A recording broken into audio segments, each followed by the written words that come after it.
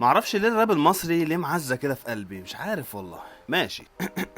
ازيكم يا جدعان، فيديو جديد عن عفروتو، وهتكلم بصراحه ووضوح قوي في الفيديو ده. هنتكلم النهارده عن هو ليه الجمهور بينتقد عفروتو قوي، وفي نفس الوقت نفس الجمهور اللي بينتقده بيسمعه وبيحبه. ما تفهمش ازاي نفس الشخص اللي بينتقد عفروتو هتلاقيه اكتر واحد بيسمع تراكاته. واحنا جانجستات اوكي وانتوا كونجستات اديني الكلام ببلاش اديني.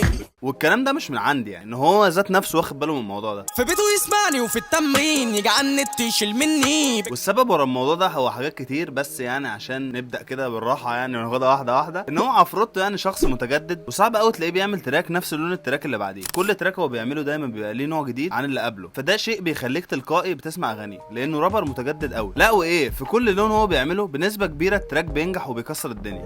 شربت المر فهمت الناس، شربت المر فهمت الناس. ماشي، قبل ما نبدا كده عايز اقول لك على كام حاجه، ويجي واحد يقاطعني ويقول لي واحنا لسه يا عم عبد الله كل ده ما بدأناش. ومعنى ان هو سأل سؤال زي ده يبقى هو اول مره يشوفني. فبص بقى، انا بتكلم في تفاصيل في المزيكا والافلام، فاعتقد ان انت هتحب تشوفها يعني. فيعني ما تنسانيش في لايك وسبسكرايب، يعني انت فاهم الحاجات دي يا اسطى، فاهم؟ بس هي التفاصيل دي بقى عايزه تركيز، فركز معايا عشان الكلام اللي جاي تقيل. مهما تحكوا كتير برضو مسمعين. ماشي نبدا. عفروتو واحد من انجح الرابرز اللي موجودين في مصر، وطبعا انا مش محتاج اثبت لك حاجه زي دي يعني، بس اللي محتاجين نعرفه بقى هو عفروتو عمل ايه عشان ينجح. من اهم اسباب نجاح عفروتو زي ما قلت لك بيعرف يعمل كذا لون مزيكا، وبعيدا عن انواع المزيكا هو برضه بيعرف يعمل كذا ستايل. يعني لو انت عاوزت تراك حزين هتلاقي عنده، لو انت عاوزت تراك فرايحي هتلاقي، لو عاوزت تراك عن الامل والنجاح ده مفيش اكتر منه، لو عاوزت تراك رومانسي موجود. حرفيا هو مفيش حاجه بتتعمل ما عملهاش، ودي بقى ميزه حلوه قوي فيه، ان هو مش بيعرف يعمل مثلا حاجه واحده وبيقعد يكررها، لا هو بيعرف يعمل كذا نوع. حتى الدريل اللي ناس كتير قالت ان هو مش هيعرف يعمله عمله جامد برضه. وهنروح بعيد ليه يا اسطى؟ عندك اخر اي بي هو عمله كان فيه 5 تراكات. انت متخيل ان ال5 تراكات كل تراك ليه ستايل؟ يعني بص، دبله دريل، مطلوب ار ان بي، لاسعين تراب شعب، الترا اتاك تراب، اسكت خالص افرو تراب تقريبا، انا مش متاكد يعني، انا مش بروديوسر يا جدعان فاهم، فلو في حاجه غلط عندي حد يعدلها لي في الكومنتات. وريته الاكسيتي قالت لي بليز انا عايزه نيدو. عفروتو بيعمل حاجه ذكيه قوي بقى في التراكات، والحاجه دي سبب مهم قوي من اسباب نجاحه. عفروتو عنده حنكه انه يعرف يعمل تراك فايرال، هو جامد قوي في الحته دي. وعموما زمان هو ما كانش عنده الحته دي، يعني هو اكتسبها، والموضوع ده بان قوي بقى في تراك اسكت خالص. وهو كان مركز قوي على البار ده، واحنا جانجستات اوكي وانتوا كونجستات، وهو كان عايز البار ده هو اللي يخلي التراك فايرال على التيك توك. اوكي وانتوا كونجستات اديني الكلام. وكمان عشان يسند الموضوع عمل للتراك رقصه عشان الناس تعرف تعملها على التيك توك، وده اللي حصل فعلا في الاخر، التراك فايرال. انتوا تحبوا تشوفوا مين؟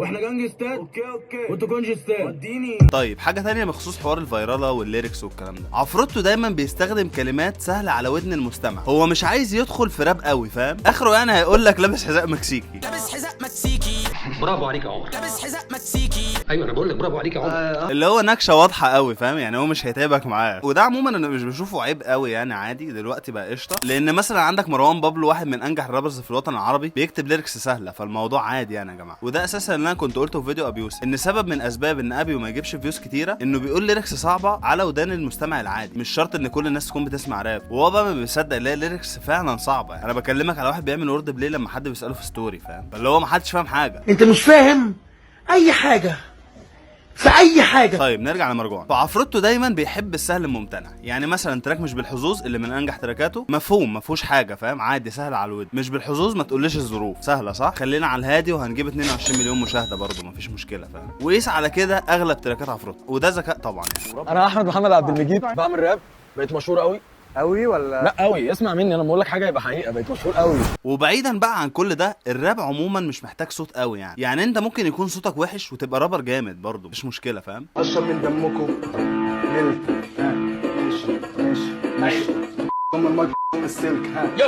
فتخيل بقى لو انت كمان صوتك اصلا حلو. يعني هقول لك على حاجه خدها مني، عفروتو لو كان مغني عادي مش رابر عادي، واحد يغني مثلا زي عمرو دياب او تامر حسني زي اي حد من المغنيين يعني، كان برضه هيتشهر لان هو تون صوته اصلا حلو. ده انا مربيه على الطرب الاصيل وهو قد كده. يعني عندك مثلا لما عمل كفر لاغنيه قوم وقف بتاعت بهاء سلطان، قوم وقف وانت بتكلمني، قوم وقف وسيلي وخايف. ايه ده؟ وحش ولا ايه؟ مين ده؟ انا ما اعرفوش. مين ده يا ابني اللي انت بتغني له ده؟ بصراحه يا جدعان والله انا كنت حاسس ان صوته جامد، ما اعرفش يعني، كان في ناس معترضه وفي ناس لا، انا بصراحه كنت شايف ان صوته جامد يعني قشطه. انا حاسس ان الاغنيه اتعمل لها ابديت، فاهم يا جدعان؟ والله هو صوته حلو يعني. اسمع كده. كانت كل حاجة ما كانتش زي ما صلاة قالت نص حالة. يا اخي ده لما غنى مع رضا البحراوي برضه كان صوته جامد. انا بكلمك في كينج الموال رضا البحراوي. وما بخبي وجعاني من اصحابي فاللي هو جامد في اي نوع يعني. تراب الاغنيه حلوه، شعبي الاغنيه حلوه، صعب قوي تلاقي ارتست كده. ويا عم هنروح بعيد ليه؟ اصل ده مش كلام يعني، وانا بخترع لك معلومات. مثلا عفروتو ايام الموجه بتاعت الرابرز ما بيعملوش غير مهرجانات والكلام ده، وكان الجمهور قوي بينتقد فكره ان الرابر يعمل تراك مهرجان وكده. فهو عشان ما يزعلش الجمهور عمل من تراك 2 فيرجن، واحد اسمه تلاميذ وده راب. كل الشباب دي عقاريط بيخافوا مني مطاريد، بعلم في التلاميذ ودفعوش المصاريف، وواحد اسمه عقاريط وده شعبي. كل الشباب دي عقاريط بيخافوا مني مطاريد، بعلم في تلاميذ ودفعوش المصاريف. فهو الموضوع مش مقتصر قوي على راب، عشان عفروتو لو بيغني ايه هو اصلا بيكون صوته حلو فيه، فاهم يعني؟ هو خلاص هو عموما صوته حلو، فراب بقى مش راب لا قشطه، هو هيغني حلو، فاهم؟ وهو كمان عنده حته كده لما بيعملها بيخلي التراك يروح في حته تانية، وهي بانت قوي في تراك على بعض. لا يا عيني ما تناميش، لا يا عيني ما تناميش، ما في اب وامي وبرده تراك فرق خبره. دول سوحوني وطموني كمن انا ما بعرفش اعوم. ايه الحلاوه دي؟ ايه الطعامه دي؟ ايه الشياكه دي؟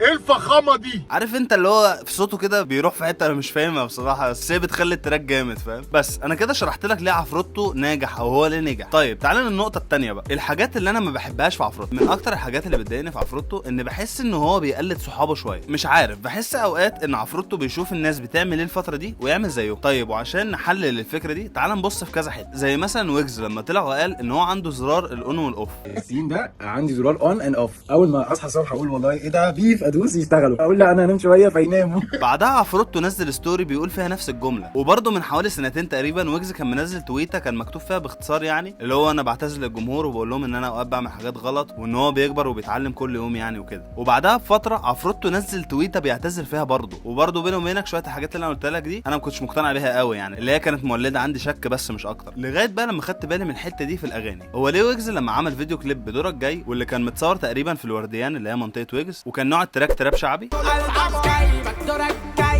يقوم عفروتو منزل بعدها انتوا اعداء، واللي برضو كانت في منطقته وبرضو كانت تراب شعبي. انتوا اعدائي، يا انتوا مين؟ انتوا اعدائي. طيب خلاص ماشي. بعدها ويجز عمل اغنيه لفيلم الغساله، بتمشى في الزمن محشي طاقه وعندي امل. يوم بعدها عفروتو عامل ايه؟ عامل اغنيه لفيلم فرق خبره. دول سوحوني وطموني كمن انا ما بعرفش اعوم. ماشي يا سيدي. بعدها ويجز يكسر الدنيا بتراك البخت اللي كان نوعه بوب، واللي هو برضو كان رومانسي يعني والكلام ده. بلعب البخت سألتها ورفضتني، استغربتها امال فين هبتي. عفروتو ينزل بتراك حاله البوب برضو، واللي برضو بالصدفه بيتكلم فيه حبيبته ورومانسي. ما كانتش زي ما صلاة قالت نص حالة. هو في ايه يا عم؟ وبرضه يا جدعان عشان الكلام ما يروحش لبعيد او حد يفهمني غلط، انا ما بقولش ان عفروتو بيقلد ويجز، لا ثانيه يعني ثانيه بجد. هو انت لو فهمت ان انا بقول ان عفروتو بيقلد ويجز انا ممكن اطلع لك من شاشه تليفونك دلوقتي حالا اتخانق معاك. انا بتكلم على التفكير عموما اللي هو الفكره، لكن هو جوه التراك ذات نفسه هو ملوش دعوه بويجز يعني، هو ما بيقلدش ويجز في حاجه. بس انا بكلمك على الفكره يعني. انا بحس ان عفروتو دايما بيشوف الموجه فين وبيروح معاها. وعشان اوضح لك الفكره اكتر، مثلا لما نزل بتراك باص اللي هو كان دريل، التراك كان جامد فعلا وما كانش حد متوقع ان عفروتو هيبقى جامد كده في الدريل. بس هي الفكره اشمعنى دلوقتي؟ اشمعنى لما الدريل سمع قمت انت عامل دريل؟ وهو قال كده بنفسه عموما يعني، ده مش كلامي، فاهم؟ انا ما كنتش عارف اعمل تراك دريل ده. ايه ده؟ هو انا ممكن ما اعرفش اعمل دريل والدريل ده ينتشر قوي، فانا بقى دلوقتي اكون واقع ولا ايه بقى مستواي نزل تاني زي زمان؟ وبرضه عشان تكون فاهمني انا مش متضايق ان هو عمل دريل، لا قشطه، تعال نشوف عفروتو هيعمل دريل ازاي، فاهم؟ بس مش شرط والدريل طلع ترند، فاهم؟ يعني عادي كنت تعمل دريل من غير ما يكون في دريل، اطلع انت بالموجه دي، فاهم قصدي؟ يعني انا كل اللي مضايقني ان عفروتو مش دايما هو اللي بيبدا الموجه الجديده، فاهم؟ لا هو بيشوف الدنيا ماشيه فين وبيمشي وراها. وعشان اضيف لك معلومه، عفروتو اصلا لما بدا كان اسمه فهد بسبب سرعته في الاولد سكول وان هو دايما بيركب البيت. في ضهري تسب في وشي صاحبك سرك اصلا اخسرك اصلك مسخره انت بخرس لا انا مدقرك ارك جالك دمرك دورك قدرك كرهك في الطرف. ناظر المخمضه الورقه باظت مش شخبطه، لو الفاضل بتلخبطك هقوم فاصل بالمخرطه، ما اكتسبش شيء فقط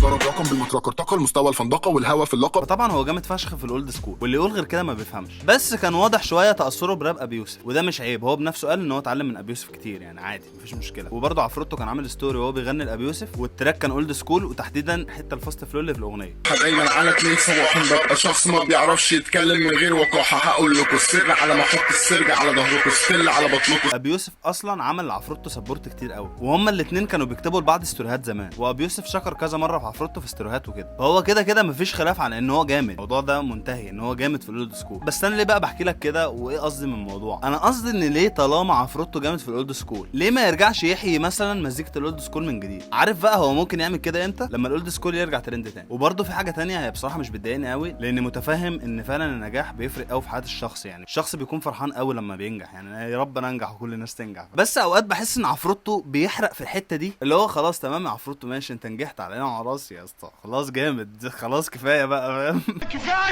كفايه هو من سيء. انا فاهم ان في ناس متاثره بيك وممكن لما يشوفوك يجي لهم امل ان هم ايا كان ظروفهم يقدروا ينجحوا، بس ابوس ايدك كفايه خلاص يعني فاهم. يعني انا ويتر في كافيه، مفيش تقريبا كافيه في اسكندريه مثلا ما اشتغلتش فيه يعني.